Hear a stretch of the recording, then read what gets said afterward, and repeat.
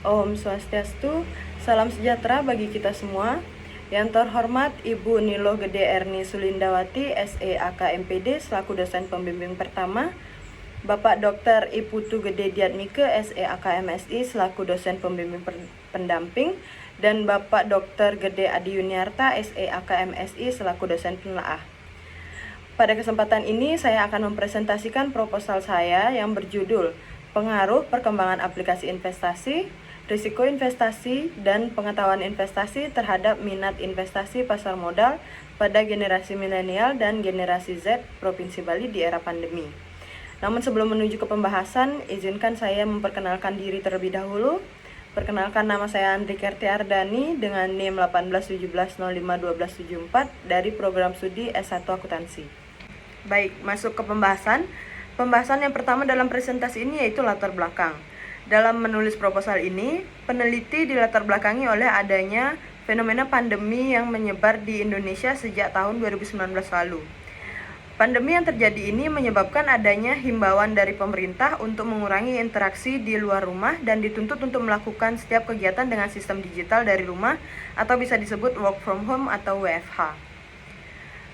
Nah, melakukan kegiatan dari dalam rumah dapat mengefisiensikan waktu, dikarenakan tidak adanya waktu yang terbuang di perjalanan sehingga terdapat lebih banyak waktu luang. Dalam mengisi waktu luang, rata-rata anak muda biasanya disibukkan dengan ponsel genggam yang mereka miliki. Saat awal terjadi pandemi, banyak sosialisasi dan info ajakan di media sosial terkait keuntungan dalam berinvestasi di masa pandemi, sehingga menarik perhatian anak muda. Hal tersebut dikarenakan awal terjadinya pandemi hingga pertengahan 2020 terjadi penurunan harga saham-saham besar dan hal tersebut menarik perhatian anak muda untuk menggunakan kesempatan itu dalam mendapatkan keuntungan atau rate of return yang tinggi. Salah satu bentuk investasi yang terkenal di kalangan masyarakat luas yaitu investasi pasar modal. Berdasarkan data dari Kustodian Sentral Efek Indonesia atau KSEI, dari tahun 2018 hingga bulan September 2021 terjadi peningkatan jumlah investor pada pasar modal hingga 65,74%, dengan rata-rata investor didominasi oleh investor muda yang berusia di bawah 30 tahun dan usia tersebut termasuk dalam generasi milenial. Peningkatan ini didasarkan atas adanya fenomena besar yang terjadi pada pasar modal saat pandemik yang dapat digunakan sebagai peluang dalam mempersiapkan dana untuk jangka panjang. Perkembangan teknologi juga masuk pada determinan terhadap minat investasi di pasar modal. Dengan adanya perkembangan teknologi, seseorang dapat dengan mudah mendapatkan informasi yang mereka butuhkan. Salah satunya yaitu berinvestasi dengan cara mengikuti seminar atau workshop online yang terkait dengan investasi. Dengan adanya perkembangan teknologi ini, terbitlah platform-platform digital untuk memudahkan masyarakat dalam berinvestasi secara online, seperti Bibit, Ajaib, IPOT, Bareksa, dan masih banyak lagi. Dalam menentukan keputusan untuk berinvestasi juga dipengaruhi oleh banyak faktor, yaitu pengetahuan, tingkat risiko, keuntungan yang didapat, serta modal dalam memulai investasi. Pengetahuan memegang peran penting dalam mengambil keputusan untuk berinvestasi dikarenakan dapat meminimalisir resiko investor mengalami kerugian seperti jatuh ke praktek-praktek investasi yang tidak rasional hingga penipuan yang dapat mengakibatkan risiko kehilangan dana. Untuk meminimalisir hal tersebut, maka diperlukan pemahaman terlebih dahulu terkait investasi dan risiko-risiko yang akan didapatkan agar menghasilkan keputusan pemilihan tipe investasi yang baik sehingga mendapatkan keuntungan. Berdasarkan pemaparan latar belakang tersebut serta fenomena yang terjadi, penulis ingin menguji secara empiris mengenai pengaruh adanya perkembangan teknologi dalam kemudahan melakukan investasi, tingkat risiko, dan pengetahuan investasi pada setiap pengambilan keputusan dalam berinvestasi terhadap minat investasi di pasar modal. Maka dari itu, judul yang penulis angkat ialah Pengaruh Perkembangan Aplikasi Investasi, Risiko Investasi, dan Pengetahuan Investasi terhadap Minat Investasi Pasar Modal pada generasi milenial dan Gen Z Provinsi Bali di era pandemi. Pembahasan selanjutnya adalah mengenai identifikasi masalah pada penelitian ini. Adapun identifikasi masalahnya, yang pertama, minat generasi milenial dan generasi Z dalam berinvestasi masih rendah. Lalu yang kedua, adanya perkembangan aplikasi investasi dalam mempermudah investor untuk melakukan investasi, namun tidak diimbangi dengan persepsi positif tentang berinvestasi.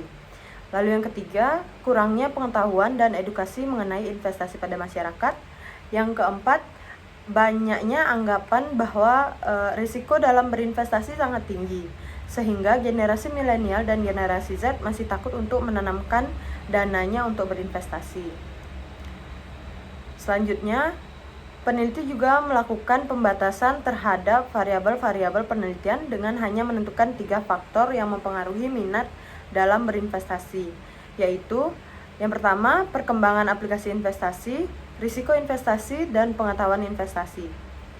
Penelitian ini juga dilakukan pada masyarakat Provinsi Bali, khususnya pada generasi milenial dengan tahun kelahiran dari tahun 1981 sampai 2000 dan generasi Z dengan tahun kelahiran 2001 sampai 2013. Peneliti juga telah membuat rumusan masalah, yaitu yang pertama, apakah perkembangan aplikasi investasi berpengaruh terhadap minat investasi pasar modal pada generasi milenial dan generasi Z Provinsi Bali di era pandemi? Lalu yang kedua, apakah risiko investasi berpengaruh terhadap minat investasi pasar modal pada generasi milenial dan generasi Z Provinsi Bali di era pandemi? Dan yang ketiga, apakah pengetahuan investasi berpengaruh terhadap minat investasi pasar modal pada generasi milenial dan generasi Z Provinsi Bali di era pandemi? Nah, berdasarkan rumusan masalah yang telah disampaikan tadi, maka tujuan penelitian ini adalah yang pertama, untuk mengetahui pengaruh perkembangan teknologi terhadap minat investasi pasar modal pada generasi milenial dan generasi Z Provinsi Bali di era pandemi. Lalu yang kedua, untuk mengetahui pengaruh risiko investasi terhadap minat investasi pasar modal pada generasi milenial dan generasi Z Provinsi Bali di era pandemi. Dan yang ketiga, untuk mengetahui pengaruh pengetahuan investasi terhadap minat investasi pasar modal pada generasi milenial dan generasi Z Provinsi Bali di era pandemi. Adapun manfaat yang diharapkan dari penelitian ini ada dua, yaitu manfaat teoritis dan manfaat praktis.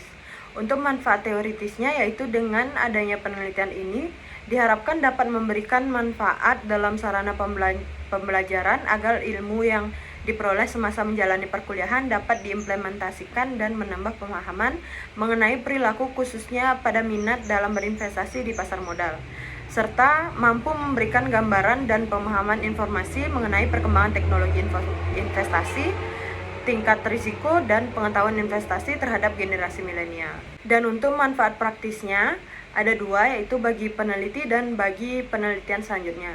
Untuk manfaat praktis bagi peneliti adalah dapat menambah pengetahuan serta pemahaman terkait pentingnya edukasi mengenai investasi dan perilaku dalam berinvestasi. Dan bagi penelitian selanjutnya adalah diharapkan penelitian ini nantinya dapat menjadi referensi penelitian selanjutnya untuk merumuskan masalah baru dalam penelitian selanjutnya. Selain itu, dengan adanya penelitian ini diharapkan dapat memperdalam pengetahuan di bidang akuntansi, khususnya mengenai akuntansi perilaku, akuntansi manajemen, dan akuntansi keuangan dan investasi. Masuk ke pembahasan selanjutnya, yaitu terkait kajian teori. Untuk grand teori yang digunakan dalam penelitian ini adalah The Theory of Planned Behavior atau teori perilaku perencanaan. The Theory of Planned Behavior adalah pengembangan teori yang membahas faktor utama dari perilaku setiap individu yang dipengaruhi oleh niat atau motivasi individu untuk melakukan atau tidak melakukan suatu perilaku tertentu. Teori ini dikembangkan oleh Azen pada tahun 1991 yang membahas 3 faktor yang mempengaruhi motivasi, yaitu tingkah laku atau sikap, norma subjektif, dan pengendalian perilaku. Teori ini juga membahas terkait sikap terhadap perilaku yang mengacu pada derajat mana seseorang memiliki penilaian evaluasi yang menguntungkan atau tidak menguntungkan dari sebuah pernyataan. Sekunderi untuk penelitian ini ada 4, yaitu minat investasi di pasar modal, aplikasi investasi, pengetahuan investasi, dan juga risiko investasi. Untuk penelitian terdahulu yang berkaitan dengan penelitian ini ada dari Sinta dan Widi pada tahun 2019, yang menyatakan bahwa pengetahuan investasi dan preferensi risiko berisiko terhadap minat berinvestasi. Lalu yang kedua, Kanifa Mazida Salma pada tahun 2019 menyatakan bahwa preferensi risiko dan kemajuan teknologi berpengaruh positif terhadap minat berinvestasi. Selanjutnya, Muhammad Yusuf pada tahun 2019 menyatakan pengetahuan investasi dan kemajuan teknologi berpengaruh signifikan terhadap minat investasi. Selanjutnya, Suprihati dan Sri pada tahun 2020 menyatakan pengetahuan investasi berpengaruh terhadap minat investasi. Dan selanjutnya, Fania dan Sawiji pada tahun 2020 menyatakan bahwa financial attitudes atau sikap dalam mengatur keuangan berpengaruh positif terhadap investment intention. Dan yang terakhir yaitu Santia Murti dan kawan-kawan pada tahun 2021 menyatakan bahwa terdapat pengaruh signifikan antara pengetahuan investasi terhadap minat investasi.